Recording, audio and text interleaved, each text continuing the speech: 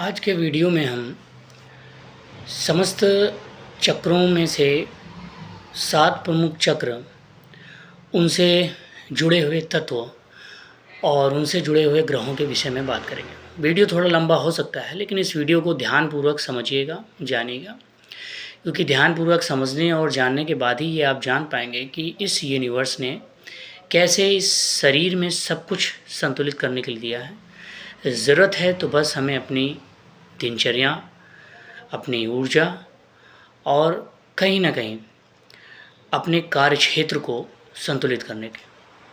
तो सबसे पहले हम बात करते हैं चक्र की। हमारे इस नश्वर शरीर में 114 चक्र, जिसमें से 112 चक्र इस शरीर के भीतर, 2 चक्र हमारे आभामंडल में यानी बाहर की ओर। उन 2 चक्रों जो कि आभामंडल में हैं, उसके विषय में हम किसी और वीडियो में बात करेंगे, क्योंकि वो 2 चक्र बड़े ही महत्वपूर्ण और विचित्र चक्र हैं। इसलिए हम बात करते हैं 112 चक्रों। इस 112 चक्र में हमारे ज्ञान और विज्ञान की 112 धारणाएं समाहित हैं। इन 112 धारणाओं में संपूर्ण सृष्टि के सृजन और विनाश का इतिहास उपस्थित है। इन 112 चक्रों में से भी प्रमुख चक्र 7 हैं। इन 7 प्रमुख चक्रों के नाम क्रमशः मूलाधार चक्र, स्वाधिष्ठान चक्र, मणिपुर चक्र, अनाहत चक्र, विशुद्धि चक्र, आज्ञा चक्र और सहस्रार चक्र। इन 7 चक्र के इस नश्वर शरीर में अदृश्य रूप से जो स्थान है, मूलाधार चक्र का स्थान गुदाद्वार के पास, स्वाधिष्ठाना चक्र का स्थान हमारे जननांग के ठीक पीछे टेल बोन के पास, मणिपुर चक्र का स्थान हमारे नाभि यानी नेवल के ठीक पीछे रीढ़ की हड्डी के पास, चौथा चक्र अनाहत चक्र का स्थान हमारे हार्ट के सेंटर में ठीक पीछे रीढ़ की हड्डी में, हमारा 5वां चक्र विशुद्धि चक्र कंठ के पास जो ठीक इसके पीछे सर्वाइकल वाले पॉइंट्स पे, हमारा आज्ञा चक्र जो दोनों भवों के बीच है, जिसे हम थर्ड आईब्रो चक्र भी कहते हैं, जो पिट्यूटरी ग्लैंड को रिप्रेजेंट करता है। 7वां प्रमुख और एवं अंतिम चक्र सहस्रार चक्र, जहाँ पे हमारा चोटी वाला स्थान होता है, यहाँ थोड़ा सा राउंड जैसा होता है, इस स्थान पे सहस्रार चक्र मौजूद होता है। हर एक चक्र की अपनी एक विशिष्ट ऊर्जा होती है। जिस प्रकार हम अगर मूलाधार चक्र की बात करें तो मूलाधार चक्र पे हम उसके आभामंडल के रंग की बात करें तो लाल रंग होता है, अर्थात लाल कमल का फूल, 4 पंखुड़ियाँ। लेकिन उसमें जुड़े हुए ऊर्जा क्षेत्र की बात करें तो ये मंगल के ऊर्जा क्षेत्र से जुड़ा होता है। परंतु इस आभामंडल के भीतर भी हमारा तत्व होता है। वह तत्व हमारे ट्रायंगल से बने ऊर्जा के बीच रेक्टेंगल के पीले रंग की ऊर्जा में, यानी कि त्रिभुजकार के बीच आयताकार क्षेत्र में पीले रंग का जो आकार होता है, वो हमारा पृथ्वी तत्व होता है। लाल रंग का कमल मंगल की ऊर्जा की दृष्टि से संबंधित है, लेकिन पीले रंग का यह पृथ्वी तत्व बुद्ध की पृथ्वी तत्व की ऊर्जा को दर्शाता है, अर्थात यहाँ पे बुद्ध का स्थान है। देवता में ये गणेश जी से जुड़े होते हैं। दूसरे चक्र स्वाधिष्ठाना चक्र की बात करें तो जनांग के ठीक पीछे टेलबोन के पास 6 पंखुड़ियों वाला कमल होता है। यह 6 पंखुड़ियों वाले कमल का रंग नारंगी और चमकीले में होता है। ये नारंगी और चमकीला रंग हमारे आभामंडल के दूसरे रंग को प्रदर्शित करता है, जिसका गहरा संबंध हमारे शुक्र यानी कि वीनस प्लैनेट से होता है। उसकी ऊर्जा का क्षेत्र हमारे इस चक्र की ऊर्जा के क्षेत्र को प्रभावित करता है। परंतु इसके भीतर भी उसी प्रकार ट्रायंगल है, त्रिभुज है, और उस त्रिभुज के बीच में वापस एक अर्धचंद्राकार रूप में सफ़ेद रंग लिए चमकता हुआ चांद का आकार की ऊर्जा है, जो कि जल तत्व का प्रतीक है।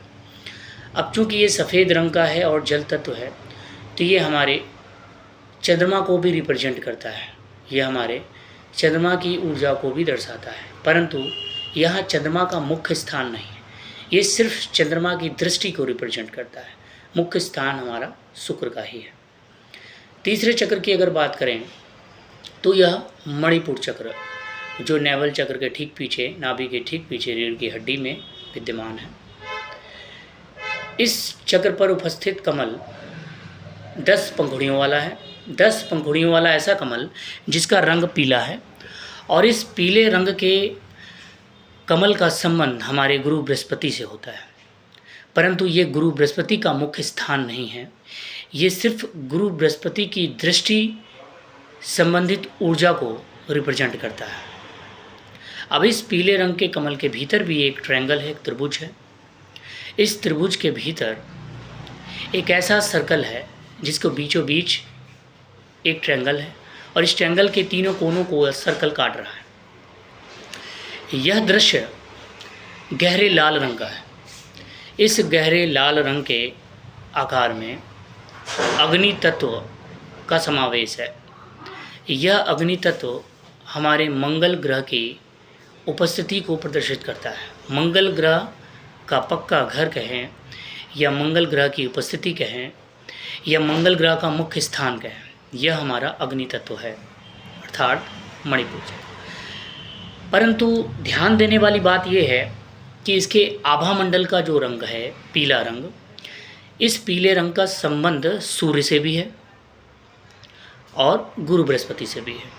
अग्नि तत्व का संबंध मंगल से भी है और सूर्य से भी है। परंतु इस बात का भी ध्यान रखना है हमें कि मंगल का अग्नि तत्व डायरेक्ट अग्नि तत्व से ऊर्जा को प्रवाहित करते हुए अपना प्रभाव डालता है, लेकिन सूर्य की ऊर्जा तपिश के माध्यम से काम करती है। वो अग्नि तत्व तो है, परंतु सिर्फ वह अपनी तपिश के माध्यम से काम करती है। इसलिए इस मणिपुर चक्र पर सूर्य की ऊर्जा का सिर्फ तपिश यानी उसकी दृष्टि का असर है। ठीक उसी प्रकार गुरु बृहस्पति की ऊर्जा का सिर्फ दृष्टि का असर है, लेकिन प्रमुख स्थान यह मंगल का है। अगले चक्र की अगर बात करें तो अगला चक्र हमारा अनाहत चक्र आता है, जो हार्ट के सेंटर में ठीक पीछे रीढ़ की हड्डी में होता है, और यह चक्र हरे रंग के कमल से परिपूर्ण होता है। 12 पंखुड़ियों वाला हरा रंग हमें इस बात की ओर इशारा करता है कि हमारे आभा मंडल का चौथा रंग हरा रंग है। अगर हम सिर्फ हरे रंग की बात करें, हरे रंग की आभा की बात करें, तो ये बुध की दृष्टि को रिप्रेजेंट करता है। बुध ग्रह की दृष्टि वाली ऊर्जा को रिप्रेजेंट करता है।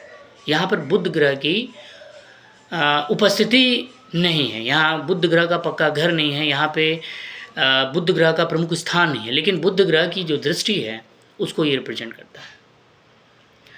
साथ ही यहाँ पर यह प्रेम का कारक है, हृदय का कारक है, सौंदर्य और आकर्षण का कारक है। इसलिए यह चक्र शुक्र की दृष्टि को भी रिप्रेजेंट करता है, अर्थात यहाँ पे बुध और शुक्र दोनों की दृष्टि का संबंध इस चक्र से बनता है। इस चक्र के भीतर 2 ट्रायंगल आपस में मिल रहे हैं, कुछ ऐसे जैसे कि एक ट्रायंगल ऊपर से नीचे की ओर आ रहा हो और एक ट्रायंगल नीचे से ऊपर की ओर आ रहा हो, और दोनों ट्रायंगल के मिलने से एक तारा, एक स्टार की तरह ये आकार दिखाई दे रहा हो। ये तारा, ये स्टार वास्तव में कुछ और नहीं, वायु तत्व को रिप्रेजेंट करता है। ये वायु तत्व का प्रतीक है। इसका रंग नीला है, हल्के नीले रंग का। यह तत्व वायु तत्व के द्वारा सैटर्न की एनर्जी को रिप्रेजेंट करता है। यहाँ पर सैटर्न अर्थात शनि ग्रह का प्रमुख स्थान है। अब शनि ग्रह का प्रमुख स्थान है तो इसलिए शनिदेव, शनि ग्रह की जो ऊर्जा है उनका प्रभाव हमारी प्राण ऊर्जा पर भी है। हमारी दाईं नाक की सांस जो चलती है, बाईं नाक की सांस जो चलती है, उन दोनों पर है, अर्थात प्राण ऊर्जा और अपान ऊर्जा दोनों पर है। अच्छे और बुरे दोनों पे है, न्याय और अन्याय दोनों पे है, लेफ़्ट और राइट दोनों पे है। यहाँ पे जितने भी संतुलन वाली बात आएगी, कपल वाली बात आएगी, या ऐसी बात आएगी जहाँ पे हर चीज़ को जोड़े में देखा जा रहा है, उन समस्त जोड़ों से जुड़े जितने भी कर्म होंगे, कर्म क्षेत्र होंगे, उन सब का लेखा जोखा शनि ग्रह की ऊर्जा के पास है। शनि ग्रह की ऊर्जा का क्षेत्र इस अनाहत चक्र से काफ़ी गहराई से कनेक्टेड है और यही अनाहत चक्र यह डिसाइड करता है कि हमारी ऊर्जा समय समय पर कैसे बदलेगी, कैसे विचलित होगी, कैसे प्रभावित होगी, उसका प्रभाव सकारात्मक होगा या नकारात्मक होगा। तो यह अनाहत चक्र और इस चक्र पर उपस्थित वायु तत्व बहुत ही महत्वपूर्ण बन जाता है। यहीं पर शिव और शक्ति का साथ शुरू होता है।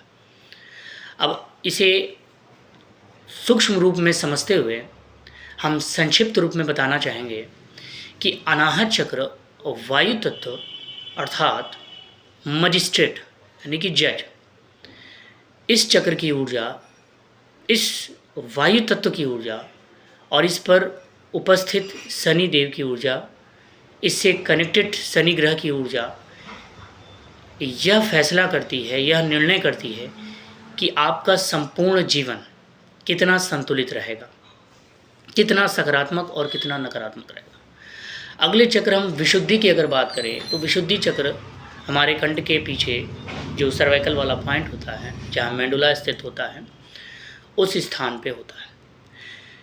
इसके अगर हम कमल की बात करें यानी कि पांचवें आभा के रंग की बात करें, आभा मंडल के रंग की बात करें, तो वो पांचवा आभा मंडल का रंग नीला, यानी इसकी 16 कमल की पंखुड़ियाँ और आभा मंडल का रंग नीला होता है। इस आभा मंडल के नीले रंग को शनि देव की दृष्टि कंट्रोल करती है, अर्थात यहाँ शनि देव की उपस्थिति नहीं है परंतु शनि देव की दृष्टि, और कहीं न कहीं शनि देव की ऊर्जा का क्षेत्र जो दूर से ही प्रभाव डालता है वो इस चक्र, इस कमल में मौजूद है। अब इस कमल के भीतर भी सब कुछ तत्व के रूप में है, परंतु इस कमल के भीतर आकाश तत्व है। आकाश तत्व का कोई आकार नहीं है, ये निराकार रूप में काले रंग में, जो कि हमारे वास्तविक आसमान का रंग है, काला रंग, जो कि वैज्ञानिक दृष्टि से अगर हम देखें तो काला रंग आसमान का है। इसका एक प्रमुख कारण यह है कि सूर्य की जो पैराबैंगनी किरणें होती हैं, हमारे वायुमंडल में मौजूद जो भी डस्ट पार्टिकल होते हैं, जो भी प्रदूषण होते हैं, जो ओजोन लेयर होती है, उससे छनते हुए हमारी धरती पे पहुंचती है और वो जो रिफ्लेक्शन हमारी रेटिना पर आती है वो कहीं ना कहीं हमें आकाश को नीले रंग के रूप में दिखाती है। लेकिन जैसे ही आप स्पेस में जाते हैं, स्पेस में इस आकाश का रंग आपको काला ही दिखाई देता है। जैसे कि सूर्य जब आप धरती से देखते हैं तो आपको ये नारंगी और बिखरी हुई किरणें थोड़ी सी येलो और वाइट और नारंगी में दिखाई देती हैं, परंतु स्पेस में वास्तविक रूप में सूर्य का रंग सफ़ेद होता है। ये ऐसा सफ़ेद होता है जो अत्यंत ज्वलनशील, अत्यंत तेजोमय, अत्यंत प्रकाशमय होता है, जो हम नंगी आंखों से लगातार डायरेक्ट नहीं देख सकते। अब यहाँ पे विशुद्धि चक्र पे वापस आते हुए हम ये बताना चाहेंगे कि इस विशुद्धि चक्र पे हमारे अदृश्य रूप से जो छाया ग्रह, जो कि चंद्रमा के 2 पार्ट हैं, राहु और केतु, उनका भी संबंध होता है। आकाश तत्व का संतुलन जब जब बिगड़ेगा तो राहु केतु का प्रभाव ज़्यादा होगा, लेकिन जब जब आकाश तत्व का संतुलन सही रहेगा, हमारा गुरु बृहस्पति का प्रभाव बढ़ेगा।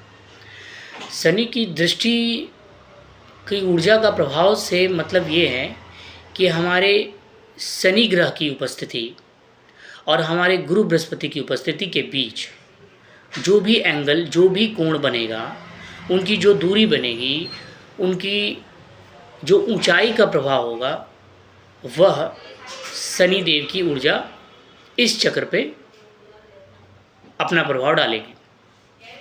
अर्थात उनकी दूरी और उनके एंगल के हिसाब से शनि देव या शनि ग्रह की ऊर्जा का क्षेत्र इस चक्र को प्रभावित करेगा।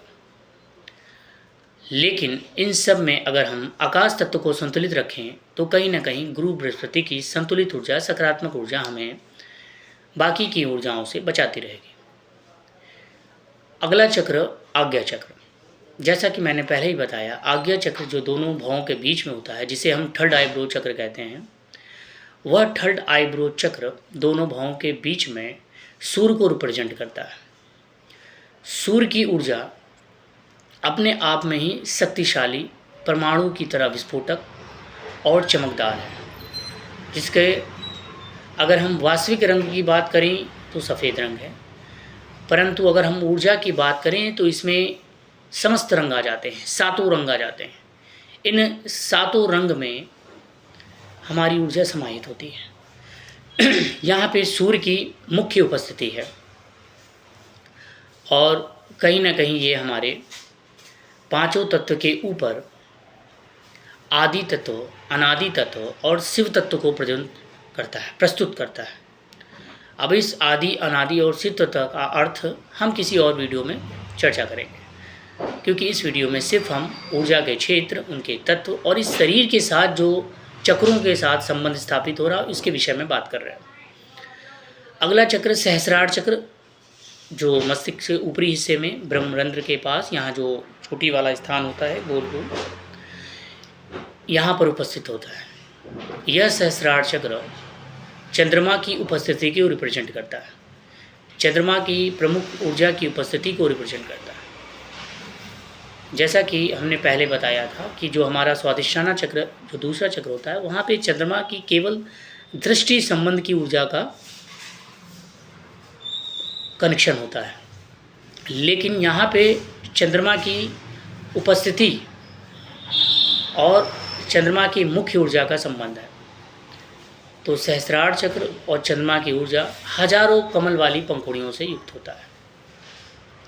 इन हजारों कमल वाली पंखुड़ियों के भीतर कोई ट्रायंगल नहीं होता, कोई त्रिभुज नहीं होता, जैसा कि विशुद्धि चक्र, आज्ञा चक्र में भी नहीं होता, क्योंकि ये विशुद्धि चक्र के बाद की जो परिस्थितियाँ होती हैं वो तत्व में विलीन होने वाली परिस्थितियाँ होती हैं, वो समस्त ऊर्जाओं को एक साथ लेके चलने वाली परिस्थितियाँ होती हैं, समस्त ऊर्जाओं को संतुलित करने वाली परिस्थितियाँ होती हैं। तो इसलिए ये जो सहस्रार चक्र है वो समस्त ऊर्जाओं को एक साथ लेके चलने वाला, समस्त ब्रह्मांड की ऊर्जाओं को एक साथ जोड़ के चलने वाला, ब्रह्मांड में उपस्थित हर एक अलाइनमेंट को जोड़ के चलने वाला, ब्रह्मांड में उपस्थित हर संतुलन को जोड़ के चलने वाला, यह सहस्रार चक्र होता है।